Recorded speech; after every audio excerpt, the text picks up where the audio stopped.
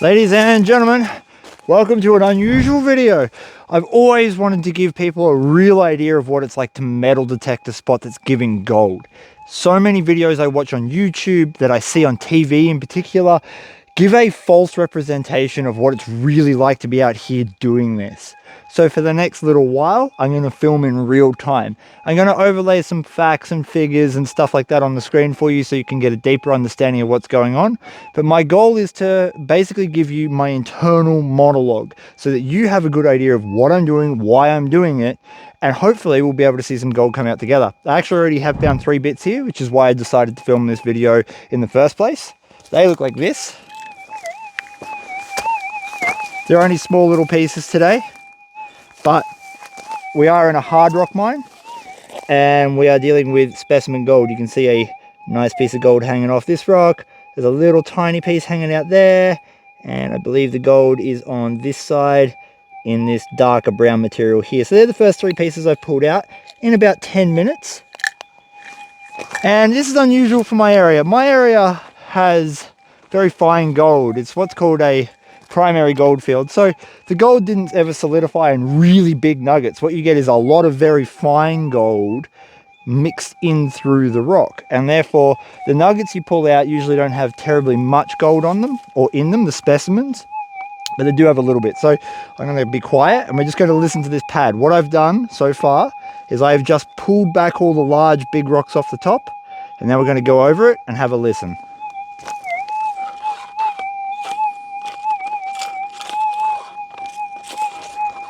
You're going to hear a lot of ground noise and a lot of EMI because we've got an aeroplane corridor over the top of this.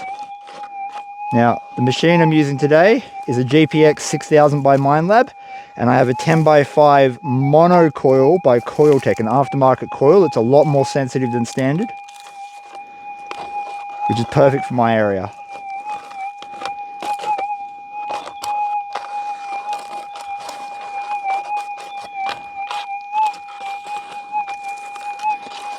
Consciously dragging the coil on the ground so we get as much depth from our machine as possible. You got to remember the difference between a low-end machine and a high-end machine.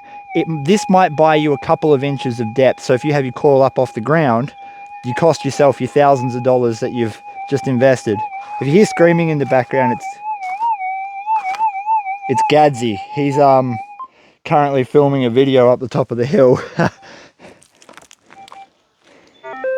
Just a bit too much EMI, so we cancelled that. We're going to reground balance too. We do have damp soil, and damp soil mixed with iron creates a lot of noise.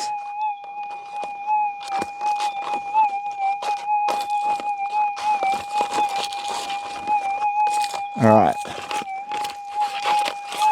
That's definitely that pass done. So we haven't got any targets in this freshly scraped ground. So we're going to go over it again. And what I'm doing is I'm taking off about that much and laying it out flat.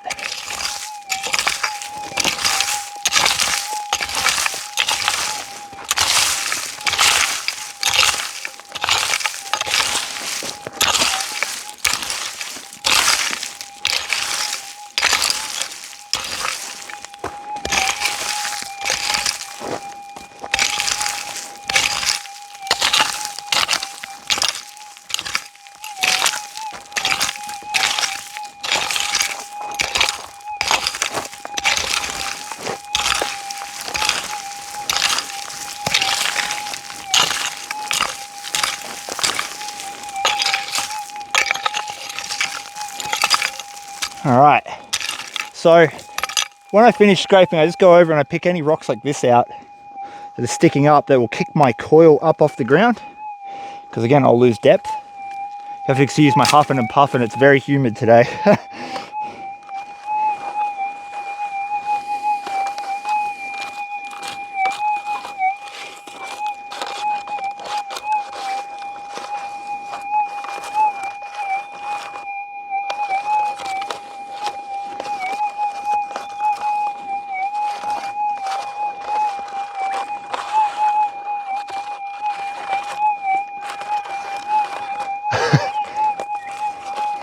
Could hear Gadsy screaming, doing his skits.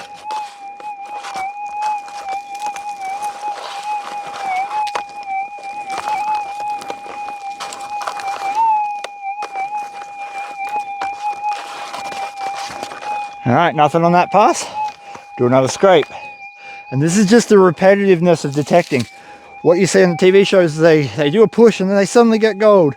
Gold happens in layers, especially if you're working a reef or in a pile like this. Depending on where the rock has come from, the gold may or may not be shedding, and it can take a little while to narrow down the layer that it's coming out of. I think I'm close because I found those 3 bits.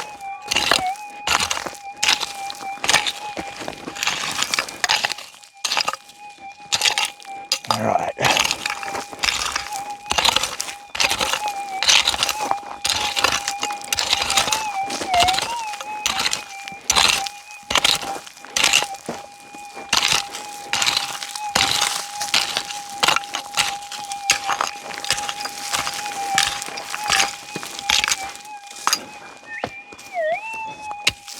And sometimes you can be doing this for quite a while before you find a target. Sounds like he's getting murdered up there. We've just entered some wet soil too, so I'm re-ground balancing.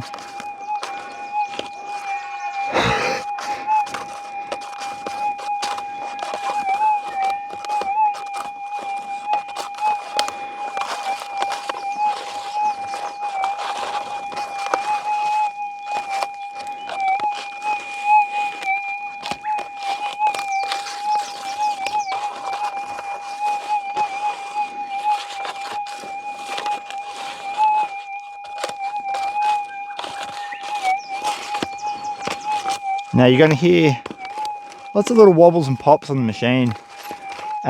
Those wobbles and pops are due mostly to mineralization. It could indicate really fine small pieces of gold. They're not worth chasing because you're after nuggets if you're using a metal detector. You're not after the super small bits. So I like to ignore those tiny little pops unless they give me a repeatable signal. I'm just going to take the top off this because I think the layer is somewhere between where I am currently and this topsoil. So let's spread a bit of this out and we'll see what happens.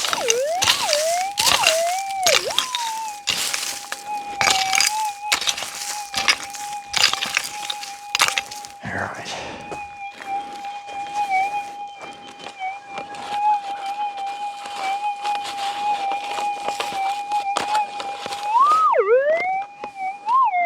Alright, we got a target. That is very loud.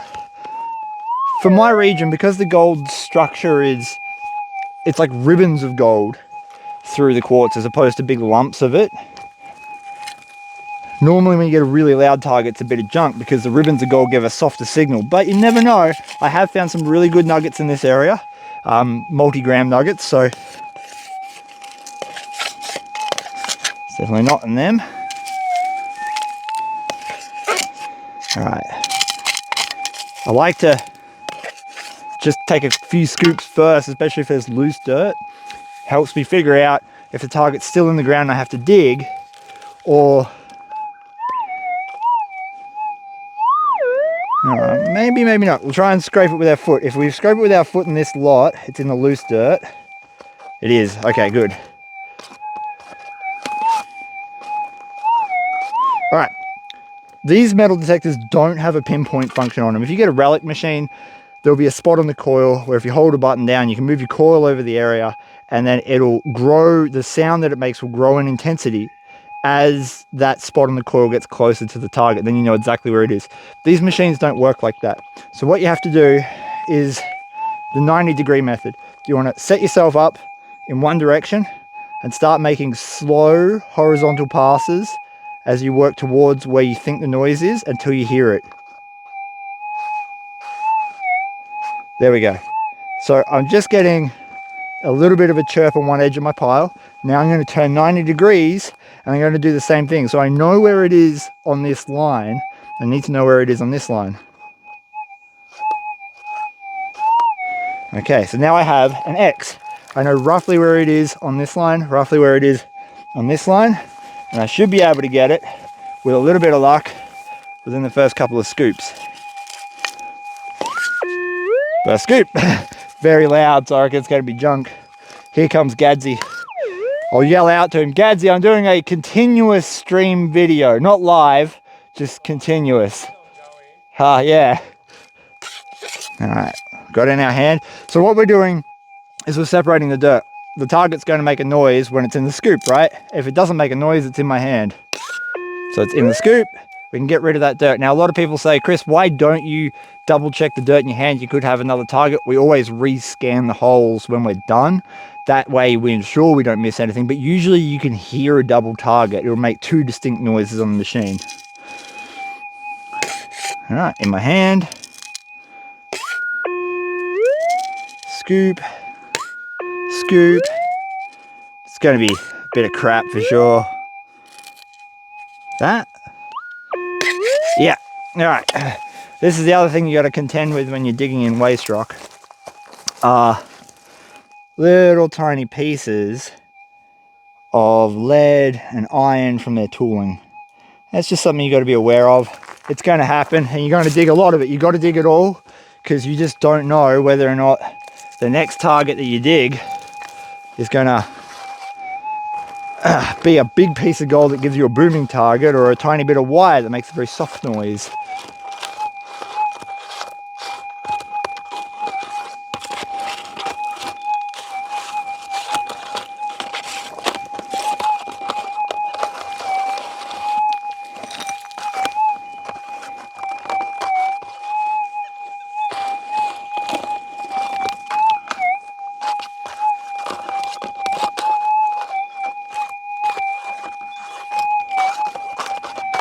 Alright, so we've double checked all that. Now we'll do another scrape. See what happens. Because this is a big mound of dirt, I'm going to use the sharp end of my pick and just pull it all down so I can spread it out on my flat pad behind me. Makes it a little bit easier than trying to use the blade side. What we're looking for here is a gravel layer. So at the top, we've got a lot of muddy clay, not what gold generally hides in when you're dealing with hard rock mines. You're looking for the layer of rock that they were throwing out, which is about 1/2 foot down here. And you'll start seeing more of it. You'll see a lot more gravel come out, not just dirt. That's where you're going to find your pieces. Still got to check the big bits though.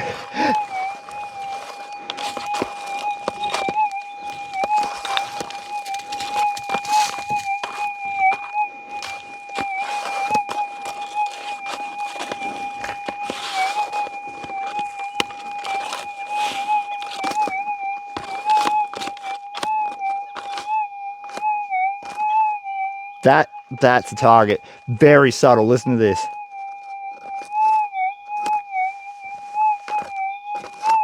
So what we do is we scrape a little bit off the top. And the idea here is just to reveal the target. If it's a really small target, I will have moved it. If it's a target that's a little bit deeper, it'll get louder.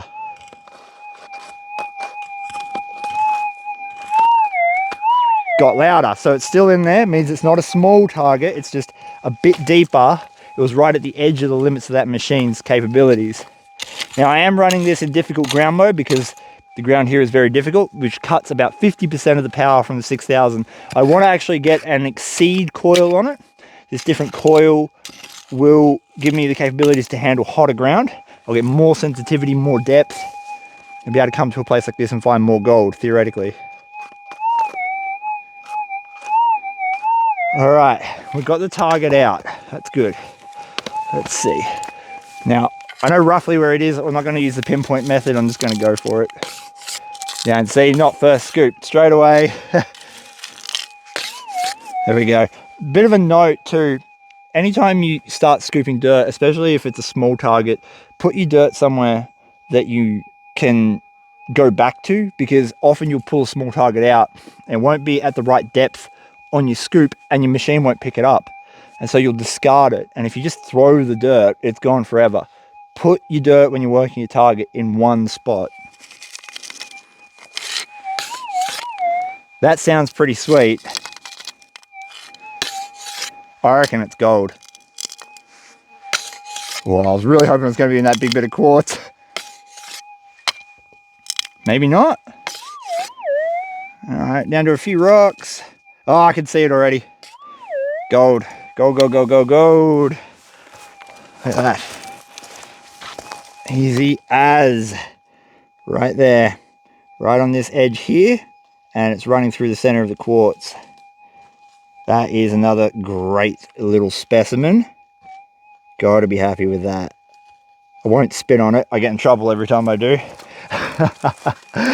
Gadsy, I could hear you yelling up the hill. Fun pull tabs. Pull tabs. Nothing else. So that's 4 bits so far. 4 bits? 4 bits. Really? Yep, 4 bits. Wow. Barely even scraped any dirt back. I was like, I'm going to give this a fair crack, eh? Didn't you do that before? Yep. With the Axiom. Yep. Different machines, man. Oh man. Different machines. Yeah. So that specimen came out of the gravel layer we're just touching on now. So what I'm going to do is I'm going to clean this pad up.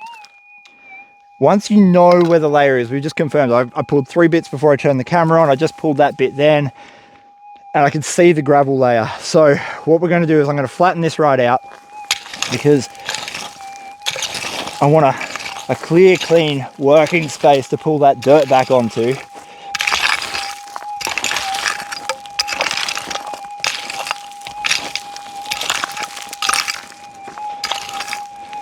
And then I know where I'm up to. So we're down to solid dirt. We're going to give this one quick check over. Every time you peel something back, even if you have already checked it, you want to check it again. The idea of that is that small gold on one side of a rock might not give you a signal. But when you roll it over, the gold might become face up to the coil.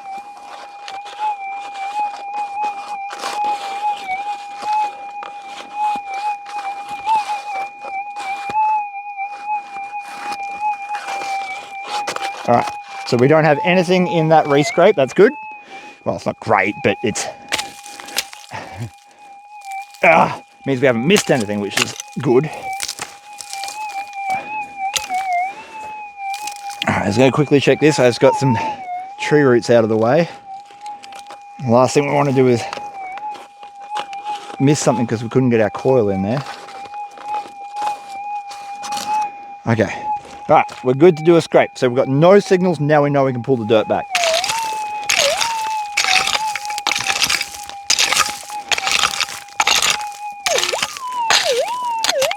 Yes, yes, I know, 6,000. You're too close. All right. So we're going to spread all of that stuff out on our pad, somewhere nice and flat. We'll start from the back here and we'll have a crack.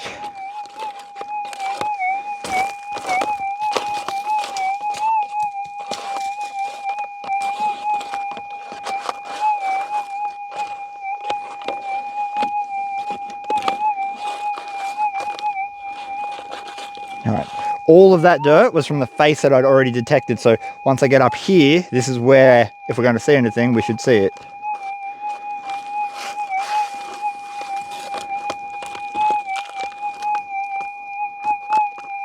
There might be something there.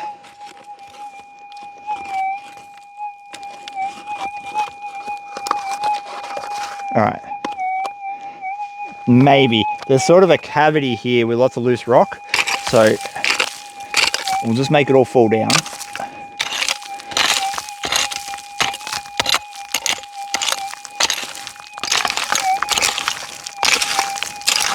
The hardest part about working in waste rock is that it's all loose rubble, so as soon as you touch something, everything collapses.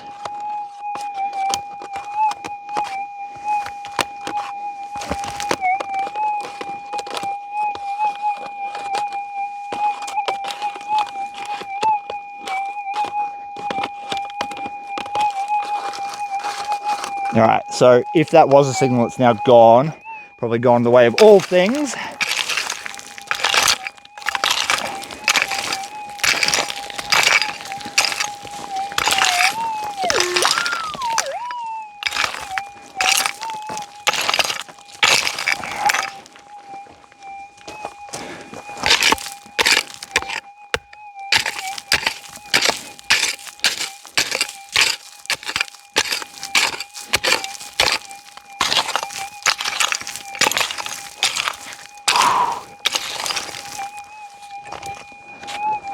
There's just a lot of labor. You see some of the videos that I put up and you get 40 nuggets, you know, mad days out, and it's 9 hours of this straight.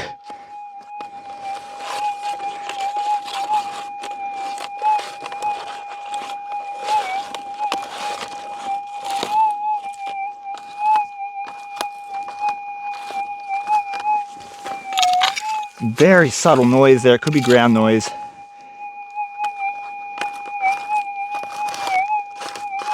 Yeah.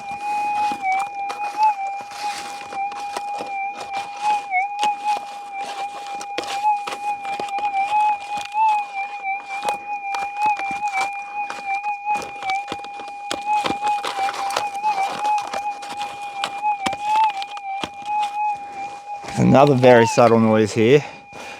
Oh, it's right in the rubble though. Maybe. If I'm lucky, I'll be able to get it out. Put your arm in the holder, Chris.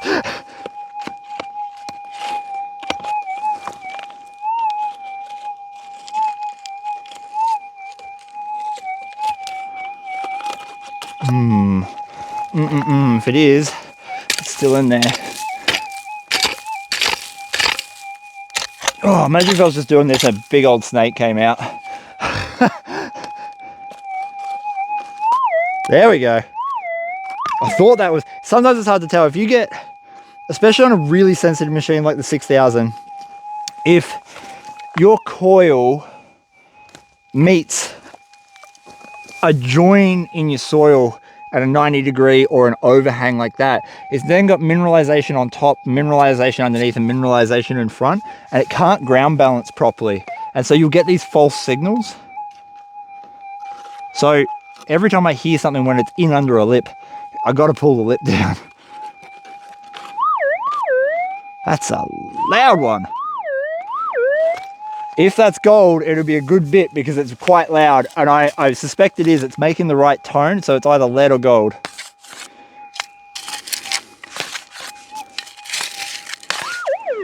Oh, now it's a bit too loud. Yeah, it could be iron. Get the big rock out. I'm going to bet it's iron. It sounded great at the start, but now it's overloading the machine. So if it's gold, it'll be really good because it's overloading the machine, and the gold in this area is so fine that it takes a lot of it to do that. That's why I'm leaning more towards rusted iron.